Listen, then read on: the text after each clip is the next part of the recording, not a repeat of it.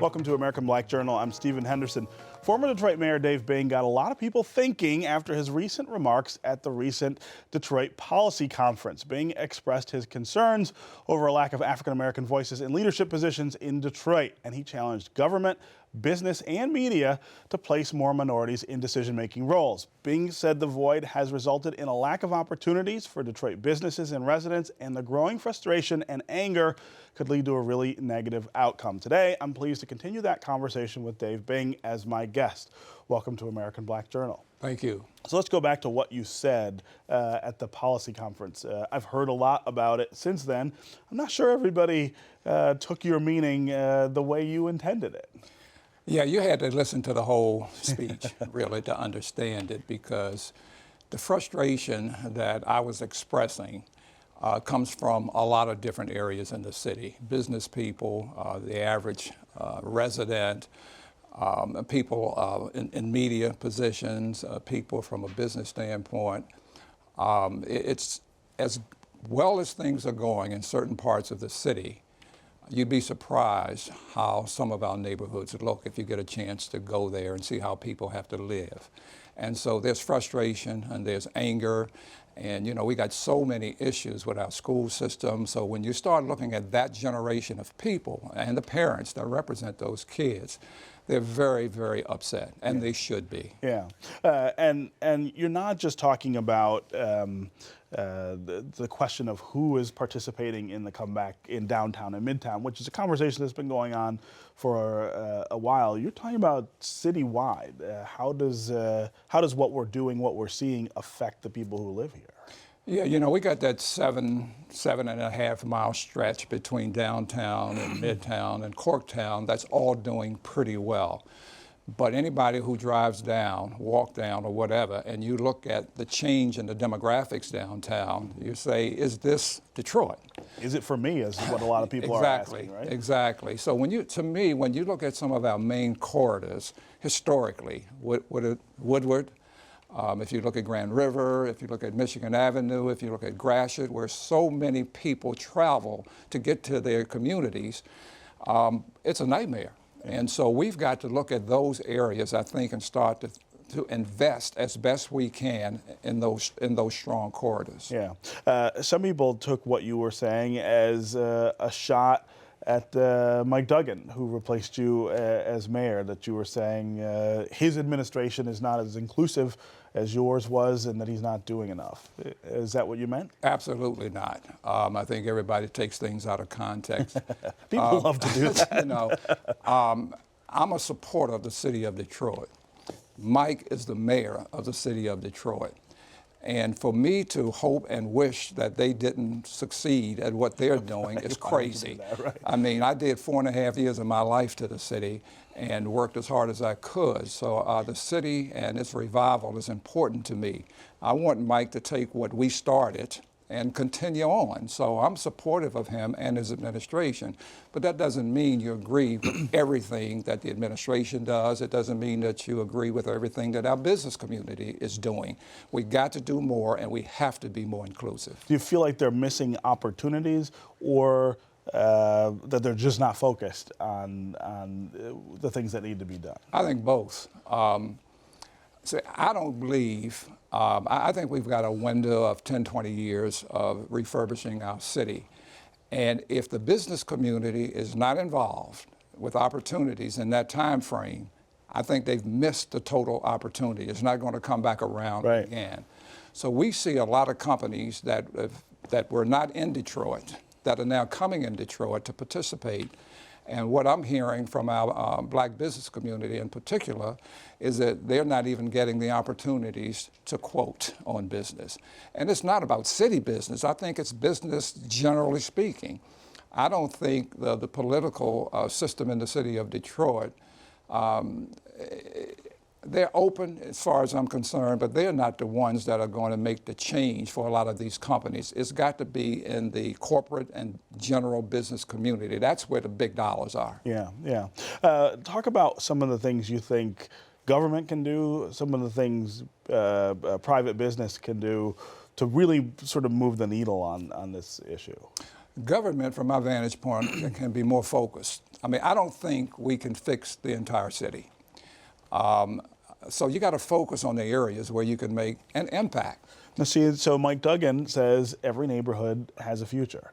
Every time he says that, I shudder because I'm like, because I know what some of these neighborhoods look like. I know what some of the challenges are. He's insistent that he can fix the whole city. You don't think he can? No, it doesn't have enough money.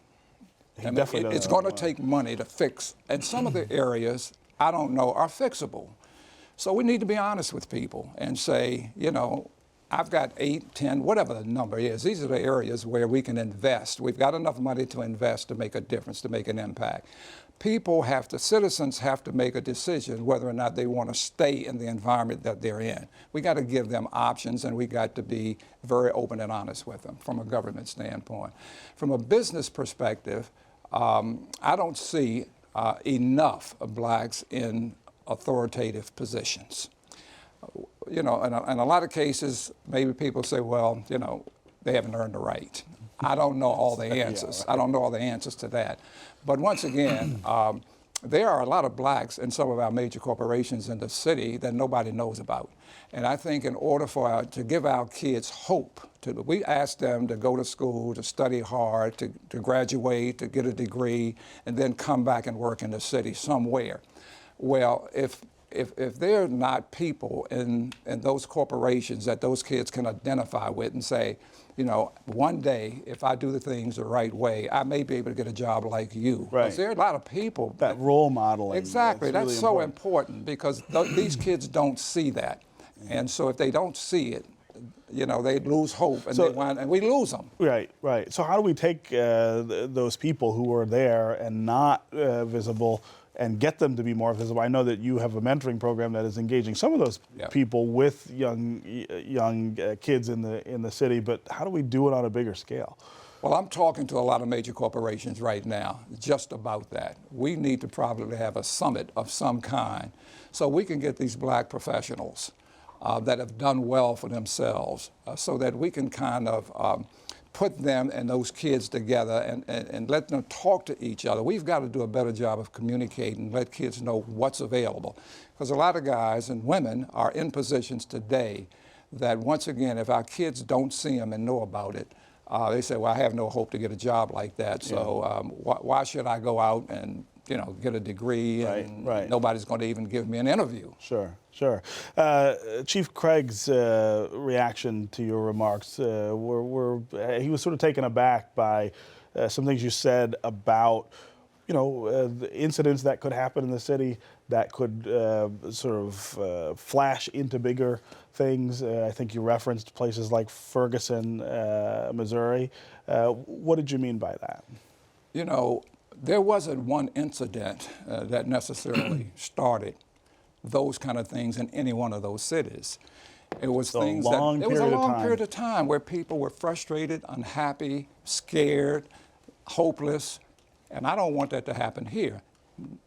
For me, it's nothing more than a warning to say if we put our heads in the sand and think that everything's okay because of what's happening downtown, it's going to be okay. No, that's not the way it works, because it only takes one individual to do something to get the ball rolling to something that we don't ever want to see happen in our city. So I don't think Chief Craig really fully understood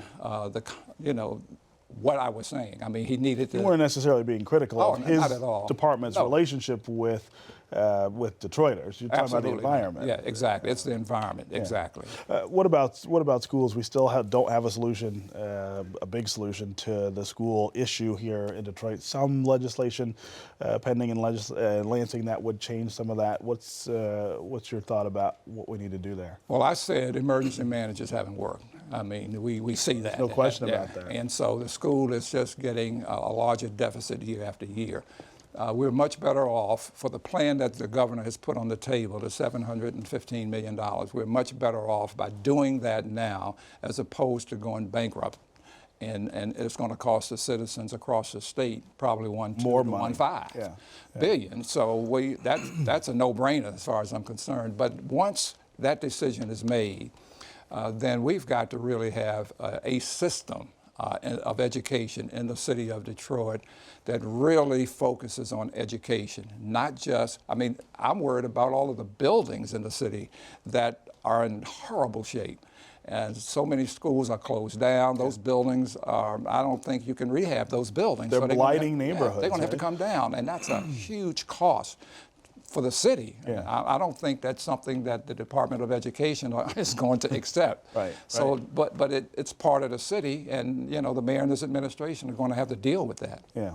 The mayor has said that he wants to be measured by one criteria after 4 years, the increase in population. He says we can't do the things that we want to do ultimately if we don't get people to stay here and more people to come. How you spend a lot of time in neighborhoods and with young people and people in Detroit. What is it your sense that people are still in the mode of trying to get out if they can? Are we at a point yet where we're growing? We're growing in certain sectors. Once again, those sectors where the investment is. Downtown, Midtown, sure. But you've got quite a few really good communities and good neighborhoods where I think meaningful investments ought to be looked at. I think the exodus has slowed down quite a bit. Most of the people who wanted to leave and could leave have left. Yeah.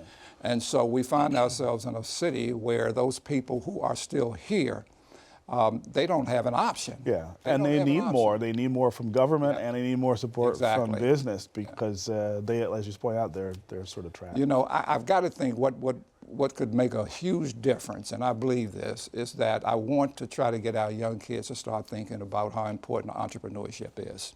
Do it yourself. Yeah, do it yourself. Because, you know, when I had my business, I mean, I had over 1,000 people. 800 of those people were African Americans from the city of Detroit. Right. So I had a responsibility to hire as many people from the neighborhood and from the city as I could. If we continue to push entrepreneurship, even though, you know, you may have a business with 10, 20, 50 people, it's an additive. It's an additive. Yeah. And so if we get people thinking about entrepreneurship, I believe that's one of the ways that we can help turn this thing around. Okay.